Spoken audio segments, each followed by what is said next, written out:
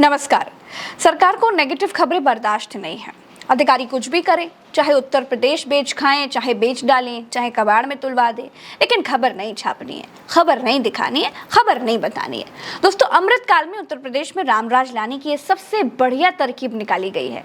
उत्तर प्रदेश की सरकार ने अभी कुछ ही दिन पहले एक ऑर्डर जारी किया है। जो नेगेटिव खबरें सरकार की छवि को धूमिल करती हो, उनकी जांच जिलाधिकारी लोग करेंगे और एक्शन लेंगे। तो उत्तर प्रदेश की सरकार बिजली की रफ्तार से इस पर अमल करने में जुट गई है। नेगेटिव खबरों की जांच तो छोड़िए, नेगेटिव खबर छपने से पहले ही पत्रकारों पर एफआईआर दर्ज हुई जा रही है। पलिया में कबाड़ की दुकान से ट्रक में एनसीईआरटी की किताबें कबाड़ के साथ ट्रक में लादी जा रही थी। अमृत विचार अखबार के लिए काम करने वाले एक पत्रकार शिशिर शुक्ला ने इस खबर का वीडियो बना लिया, खबर लिखी और छापने से पहले शिक्षा अधिकारी के आधिकारिक बयान के लिए उन्हें फोन किया। शिक्षा अधिकारी को यह पता चल चुका था कि अगर बच्चों की इसी साल की किताबें कबाड़ में बिक रही हैं, अगर ये बात बाहर चली गई तो उनकी तो खटिया खड़ी हो सकती है। इसीलिए शिशिर के मुताबिक उसी रात शिक्षा अधिकारी ने पत्रकार पर 420 की धारा में एफआईआर दर्ज करा दी। दोस्तों, 420 कौन है? वो जो बच्चे की किताबें बेच रहे हैं। 420 कौन है? वो जो बच्चों की जिंदगी में रोशनी लाने वाली किताबें बेचकर माल पीट रहे हैं, या वो पत्रकार हैं जो ये खबर दिखा रहे हैं? शिशिर शुक्ला मेरे साथ जुड़े हैं। शिशिर शुक्ला से पूरी बात करेंगे। शिशिर शुक्ला जी, शुरू से बताइए कि आखिर क्या हुआ, कैसे मुकदमा लिखा गया और क्या 420 की है आपने? सबसे पहले मैंने देखा कि एक कबाड़ का जो दुकान था उससे किताबें लोड हो रही थी ट्रक में। ट्रक कबाड़ भी लोड हो, रद्दी लोड हो रही थी। रद्दी के बोरे और कुछ खुले बोरे लोड हो रहे थे। तो मैंने देखा कि मतलब उसमें सर्व शिक्षा अभियान का लोगो लगा हुआ है। अच्छा। तो लोगो देखा सर्व शिक्षा अभियान का, तो मेरे दिमाग में क्लिक किया तो कि 3-4 खबर तो कवर करनी होती है, अखबार का मसला है, 2-3 पेज है। तो मैंने देखा कि ये लोगो चूंकि है तो किस सन की किताबें हैं ये मैं देखना चाह रहा था। तो मैं रुका, तो मैंने देखा कि वो 2023-2024 की किताबें थी। उसी के बाद मैंने मतलब फोटो वीडियो बनाया और खंड शिक्षा अधिकारी को दिया। खंड शिक्षा अधिकारी को कॉल किया, उनके ऑफिस भी गया, वहां पे भी कैमरे लगे होंगे तो उसमें आ जाएगा। तो उनको बोला तो उन्होंने कहा मैं बाहर हूँ, आप मुझे फोटो वीडियो भेज दीजिए। मैंने फोटो वीडियो भेजा। उसके बाद 11 बजे रात में वो 10-12 अपने अध्यापकों के साथ गए और वहां पे बहुत जिद करने लगे पलिया कोतवाली में। उसके बाद जो है मेरे ऊपर मुकदमा दर्ज हुआ, एफआईआर दर्ज हो गया। एफआईआर तो हुई। जो एफआईआर दर्ज हुई है आपके ऊपर शिशिर शुक्ला जी, उसमें क्या लिखा गया है? किस चीज के उसमें ये दोषी हैं लिखा आप? गया सच है कि दिखाने उसमें ये लिखा हुआ है कि मैं विभाग की और सरकार की छवि धूमिल कर रहा हूँ, इसलिए मुझ पर इस धारा में मुकदमा दर्ज किया जा रहा है। तो जो रिपोर्टिंग आपने करी, जो खबर आपने दिखाई, उसमें सरकार की छवि धूमिल कैसे हो रही है? नहीं, सरकार वो रिपोर्टिंग तो दूसरे दिन होती। मैं तो अखबार का पत्रकार हूँ, तो सुबह अखबार आता, उससे दूसरे दिन अखबार भी आए, सारे अखबारों में वो खबर छपी। उस एक दिन पहले रात में 11 बजे एफआईआर दर्ज हो जाती है 420 की धारा में। तो उसके बाद जो है फिर दूसरे दिन पत्रकार संगठन है, अधिवक्ता संगठन है, डॉक्टर्स एसोसिएशन है और हमारे समाज के जो भी पत्रकार, वरिष्ठ पत्रकार लोग और जो एडिटर्स गिल्ड ने भी और सब लोगों ने मतलब समर्थन में वो किया है, प्रदर्शन किया है। जब अपना आपने सब ये खबर लिखी थी, एनसीईआरटी की किताबें कबाड़ में बेची जा रही हैं, तो आप पर एफआईआर जो दर्ज कराई गई, उसमें आपको क्या बताया गया कि आपने सरकार की छवि धूमिल करी है? धाराएं कौन सी लगी हैं? 420 की धारा के तहत 420 मुकदमा की दर्ज धारा लगी। किया है और वो उसमें मेरे नंबर का जिक्र किया गया है, जो मेरा पर्सनल नंबर है। उस नंबर नहीं, पर आपने तो जो देखा, आपने वो खबर दिखाई ना, आपने जो देखा किताबें लोड हो रही थी एनसीईआरटी की, आपने ये भी चेक किया इसी सत्र की हैं, तो दिक्कत इसी क्या आ सत्र रही की है है जी। यहाँ पर? हाँ, जी, जी, जी, दिक्कत क्या जी। है? दिक्कत तो उनको ही है, मुझे तो कोई दिक्कत नहीं। मैं तो सच्चाई दिखाना चाहता हूँ और मैं तो चाहता हूँ कि छोटे बच्चे, गरीब बच्चे, सरकारी स्कूल के बच्चे भी पढ़ें। ये किताबें कम से कम रद्दी में तो ना जाएं। ये किताबें लोग बच्चे पढ़ें, क्योंकि शेर वो जो शिक्षा है वो शेरनी का वो दूध है, जो पी लेगा वो दहाड़ने लगेगा। तो बिल्कुल सही बात है। मैं तो चाहता तो हूँ कि ये ये किताबें किताबें जब आपने पढ़े। देखी, ये तो बच्चों के पास पहुंचनी चाहिए थी। बिल्कुल, सरकारी बिल्कुल। किताबें हैं, यही मैं चाहता हूँ, बच्चों ये के पास किताबें होनी बच्चों चाहिए के थी, पास तो बेची पहुँचे। क्यों जा रही थी? आपको क्या कारण लगता है भाई? क्यों बेची ये जाती है? तो इससे क्या लाभ है?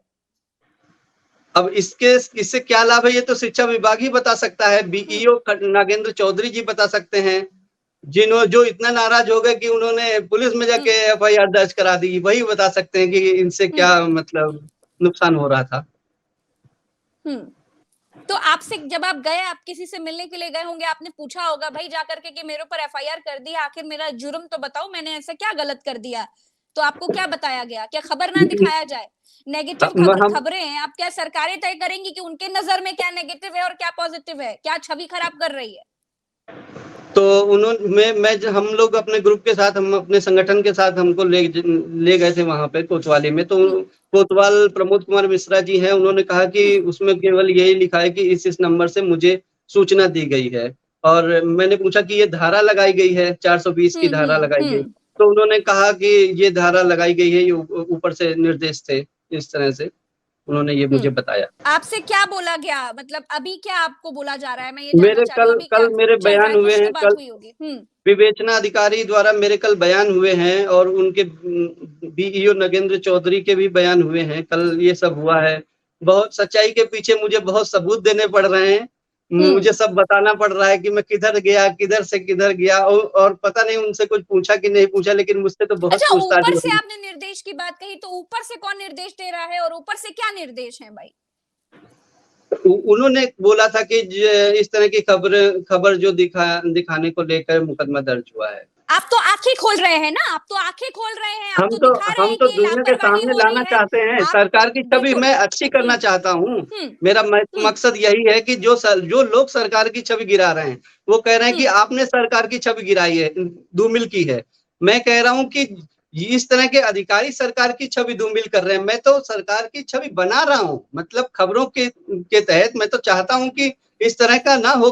जो स्कूल में किताबें आई हैं वो बच्चों को मिले, वो पढ़े, आगे बढ़े। नहीं तो उत्तर प्रदेश के मुख्यमंत्री योगी आदित्यनाथ जी कहते हैं भ्रष्टाचार पर 0 टॉलरेंस होगा, तो फिर यहाँ पर क्या हो रहा है? अधिकारी क्या कर रहे हैं? मुख्यमंत्री जी देख नहीं रहे क्या? भाई योगी आदित्यनाथ जी देखिए, जागिए, क्या हो रहा है आपकी नाक के नीचे?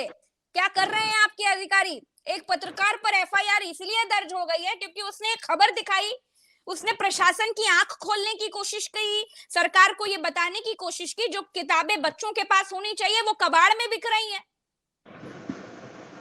आपने जब वो देखा कि ट्रक में लद रही थी किताबें, तब आप वो किताबें मतलब खुली पड़ी हुई थी, कितनी होंगी वो किताबें, और वो खुली पड़ी हुई थी, बोरियों में बंद थी, कैसी थी? मतलब आपकी नजर कैसी पड़ी जो आपने चेक किया सर्व शिक्षा अभियान का लोगो था? एक ट्रक में लोड हो रहे थे वो कबाड़ी के वहां से। तो मैंने देखा कि लोड हो रहा है, तो जब तक मैंने बोला तब तक उस ट्रक में डाल दिया। तो फिर मैंने उससे बोला एक बार उतारना, मुझे एक फोटो करना है, कोई बहुत बड़ी बात नहीं है, एक फोटो वीडियो करूंगा। तो उस लेबर ट्रक के ऊपर भी थे, ट्रक के नीचे भी थे। तो कितनी होंगी वो किताबें, कितनी किताबें होंगी? मैंने तो एक बंडल उतरवाया था, बाकी उसमें तो आधा ट्रक किताबें थी, लेकिन मैं ये नहीं कह सकता कि सारी किताबें वो थी, लेकिन कुछ थी। अच्छा। हाँ, अच्छा, मतलब बंडल था, पैकेट पूरा बंद, सील बंद। वो मैं समझ गई। आपने कितनी देखी होंगी? आपने एक ही किताब ऊपर से देखी या फिर आपने कायदे से वो बंडल चेक किया कि सारी वही मैंने थी, बंडल एकदम देखा, नई सत्र की किताबें? मैंने पूरा बंडल देखा, वो 2023-24 का बंडल था। उसके बाद मेरे साथ एक साथी न्यूज 18 के हैं, वो भी आ गए, प्रशांत मिश्रा जी। उन्होंने वहीं से एसडीएम साहब को कॉल लगाया। वो चूंकि एक कार्यक्रम में व्यस्त थे, कन्या पाठशाला में वो कार्यक्रम हो रहा था शिक्षा से जुड़ा हुआ। तो उन्होंने अच्छा, जो किताबें शिशिर शुक्ला जी, जो किताबें बच्चों के पास पहुंचनी चाहिए, वो किताबें कबाड़ में मिल रही हैं, तो इसके पीछे किसका फायदा है भाई? खुलकर बताइए, बिल्कुल चूकिए मत, जो आपको लग रहा है आप बोलिए। तो इसके पीछे मकसद यही हो सकता है कि कुछ लोग ये चाहते ही नहीं है कि गरीब लोग पढ़ें। गरीब लोग, थारू जनजाति यहाँ है, 40 गांव है थारू जनजाति, लखीमपुर खीरी में काफी थारू जनजाति है। तो उनकी मंशा ही नहीं है कि मतलब थारू जनजाति के लोग पढ़े, गरीब लोगों के पास, ये बच्चों के पास किताबें जाएं। दूसरी बात, एक कारण मुझे जो और बारीकी से देखता हूँ इस प्रकरण को, एक कारण ये नजर आता है कि स्कूलों में जो नाम लिखे जाते हैं वो बहुत अधिक संख्या में दिखाने के लिए नामांकन हो जाता है, उसमें बच्चों का एडमिशन होता है, रजिस्टर पर अंकित होता है, और बाद में, और असलियत में ज्यादा संख्या स्कूलों में, सरकारी स्कूलों में ज्यादा संख्या असलियत में नहीं है। वो वो जो चाहे छात्रवृत्ति हो या मिड डे मील योजना के तहत हो या किताबें हो या ड्रेस हो, जूते हो, इस तरह की चीजों पर ये पूरा सिस्टम एक बना है कि वहां से ज्यादा आवंटन कराया जाए और इस तरह का घोटाला हो। अच्छा शिशिर जी, एक चीज मुझे ये बताइएगा कि किताबें कबाड़ में बेचने से क्या मिलेगा, क्योंकि कबाड़ में जो किताबें गई हैं उनका जो दाम मिलेगा वो तो कबाड़ जितना ही मिलेगा। तो भ्रष्टाचार करते तो बड़ा भ्रष्टाचार करते, ये कबाड़ में मिलने का कारण आपको क्या लग रहा है? अब जिन अधिकारियों ने ये इस तरह का भ्रष्टाचार किया है, ये तो वही बता सकते हैं कि उनकी सोच किस टाइप की है, कि वो मतलब रुपया 2 रुपया वाला भ्रष्टाचार करना चाहते हैं, वो कहाँ तक उनकी सोच गिरी हुई है। जिन अधिकारी साहब, जो नगेंद्र चौधरी खंड शिक्षा अधिकारी की सोच पे डिपेंड करता है कि अच्छा, वो आपने 1 खंड रुपए का शिक्षा अधिकारी भ्रष्टाचार। को फोन किया था ना? आपने फोन किया था मैंने ना पहले? खंड शिक्षा अधिकारी को कॉल किया, उनकी बाकायदा रिकॉर्डिंग मेरे हाँ पास है, सब हाँ, कुछ क्या है मेरे बोले पास। आपसे वो, क्या बोले वो वो आपसे? उन्होंने कहा कि मैं बाहर हूँ, अभी मैं बाहर हूँ, आप मुझे फोटो वीडियो भेज दीजिए। तो मैंने आपने उनके उनको भेजा? व्हाट्सएप पर भेज दिया और यही मेरा जुर्म है कि मैंने उनको भेज दिया। और चूंकि अखबार में ये प्रथा है, न्यूज चैनल में आपने, ये प्रथा है हाँ हाँ हाँ, कि हम आपने लोग वर्जन अखबार, लेते क्योंकि हैं। अखबार तो अगले दिन आता, आपने पहले ही उनको ये भेज दिया प्रूफ? पहले भेजा वर्जन लेने के लिए। अखबार में, हाँ हाँ, समाचार में 4 लाइन का वर्जन लगता है, उसमें बिल्कुल अधिकारी बिल्कुल। बोलते हैं कि क्या वर्जन। हम्म इसलिए मैंने भेजा था और हम्म उन्होंने मेरे ऊपर ही एफआईआर दर्ज करा दी। और वर्जन में कुछ उन्होंने बोला कि नहीं बोला नहीं, कि हम वर्जन इस में पर उन्होंने देखेंगे कि फोन ही नहीं किसकी उठाया। गलती है? अच्छा, हाँ, वो तो उन्होंने 11 बजे रात में मेरे ऊपर एफआईआर की, तो मुझे पता चला कि ऐसा ऐसा हो गया। मैं तो बहुत कैसे छोटी पता सी चला बात है। एफआईआर हो गई? पता कैसे चला रात में एफआईआर हो गई? रात में पता चला, कुछ पत्रकार मित्रों का फोन आया कि आपके ऊपर एफआईआर हो गई है। मैंने कहा चलिए धन्यवाद, ये भी अच्छी बात है। और उसके बाद जो है पूरे सब जगह चलने लगा कि एक पत्रकार पर एफआईआर हो गई। लेकिन कोई बात नहीं, ये मुझे डरा नहीं सकते, ये मुझे डिगा नहीं सकते। मैं अपना धर्म निभा रहा था और धर्म निभाते निभाते ये मुझे जेल भी भेज देंगे, ये मुझे मरवा भी देंगे, तो कोई फर्क नहीं पड़ता। जिधर निकलता हूँ उधर 10-12 लोगों का उनकी टीम खड़ी होती है, एक प्रेशर क्रिएट करते हैं कि तुम मतलब घेरने की कोशिश करते हैं कि इसमें कुछ नहीं होने वाला है, ये है वो है। तो हम्म मतलब कुछ ना हो, मैं कह रहा हूँ, मैं कहाँ कह रहा हूँ कि कुछ होगा। मैं दिन भर में 3-4 खबरें कवर करता हूँ, वैसे ही करता रहूंगा और जिसको जो कुछ करना है करता रहे। आपकी चेहरे की मुस्कान और आपकी पॉजिटिविटी देखकर लग रहा है कि आप बहुत मेहनत करते हैं, और वाकई आप बहुत मेहनत करते हैं। और जो कहते मेरे हैं ना, अंदर सांच को आंच पॉजिटिविटी नहीं। है, वो पूरे देश के पत्रकारों ने जो मेरा समर्थन किया है। काठमांडू में अगर प्रदर्शन हो रहा है तो वो तो ये मेरे लिए अच्छी बात है। दिल्ली में बिल्कुल सांच प्रदर्शन को हो रहा आंच है, नहीं। हाँ, लखनऊ में प्रदर्शन हो रहा है, अच्छा, अधिवक्ता क्या बंधु आपने मेरे साथ आए कोशिश की हैं। कि उत्तर प्रदेश के मुख्यमंत्री जी से भी एक बार मिलने का प्रयास किया जाए? क्या पता उनकी आंख के नीचे, नाक के नीचे ये सब कुछ हो रहा है, अधिकारी क्या कर रहे हैं नहीं, उनको ना जानकारी हो, तो एक हाँ, बार हो सकता उनको है। भी ये नॉलेज मैंने में दिया प्रयास जाए कि आखिर मैंने किस तरह की मैंने अंधेर गर्दी ऐसा चल रही है। प्रयास नहीं किया, लेकिन मेरी खबरों को बहुत सारे पत्रकारों ने ट्वीट किया है और इस तरह से फेसबुक, हम्म, व्हाट्सएप के जरिए लोगों तक पहुंचाया है। और ये जो मेरे अंदर बिल्कुल। ताकत है, ये उन्हीं लोगों की ताकत है, ये अकेले मेरी ताकत नहीं है। ये मैं सच्चाई दिखा रहा था, तो इसलिए लोग मेरे साथ आ गए। हम्म, यही वही बिल्कुल सही ताकत है, बात है। वही सकारात्मकता है। बिल्कुल ठीक बात है। बहुत बहुत शुक्रिया शिशिर शुक्ला जी समय देने के लिए। धन्यवाद तो दीदी, ये बस एक बहुत बड़ा, मदद करिए, ऐसा बिल्कुल, ना हो कि ये लोग एक हो जाएं और हमको बलि का बकरा बना दे। बस यही ऐसा चाहता हूँ बिल्कुल कि नहीं होगा शिशिर शुक्ला जी। आप में सच्चाई है तो आपके साथ तो ऊपर वाला भी है, और ऊपर वाले से पहले तो आपके साथ वो सारे पत्रकार हैं जो वाकई सच्चाई के रास्ते पर काम कर रहे हैं, मेहनत कर रहे हैं। आप बिल्कुल अकेले नहीं है शिशिर शुक्ला जी। आप बिल्कुल, अपना बिल्कुल, काम धन्यवाद करते दीदी। रहिए। बिल्कुल, धन्यवाद। आप भी बहुत अच्छा काम बिल्कुल, कर रही हैं। मैं आपके साथ हूँ शिशिर शुक्ला जी।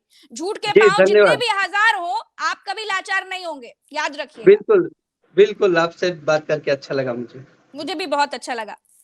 धन्यवाद। चलिए, बहुत-बहुत शुक्रिया। लेकिन ये एक सोचने की बात है, ये बहुत बड़ी समस्या है। जब जब सरकारें तय करेंगी कि आखिर नेगेटिव खबर कौन-सी है, पॉजिटिव खबर कौन-सी है, उनके एंगल से, तो ऐसे खबर दिखाने का फ़ायदा ही क्या? खबर कैसे कोई बता पाएगा या सच्चाई कोई कैसे दिखा पाएगा? ये तो वही बात हो गई कि दरोगा को बिठा दिया है संपादक की तरह, कि वो चेक करेंगे कि कौन-सी खबर जाएगी, कौन-सी नहीं जाएगी। ये तो नहीं चल पाएगा भाई, ऐसे तो सारी सच्ची खबरें उनके लिए नेगेटिव ही हो जाएँगी। चलिए, पत्रकारों का काम होता है सरकारों की आंख खोलना, लेकिन आज हमारे साथ जो पत्रकार हैं वो वाकई प्रशासन की और सरकार की आंख खोल रहे हैं। लेकिन अब आंख जब खोल रहे हैं तो कंकड़ कुछ उनको भी पड़ रहे हैं, लेकिन कोई बात नहीं, सच के रास्ते में बहुत मुश्किलें आती हैं लेकिन सच्चा व्यक्ति हमेशा आगे निकलता है। बहुत बहुत शुक्रिया शिशिर शुक्ला जी, बिल्कुल। धन्यवाद। धन्यवाद।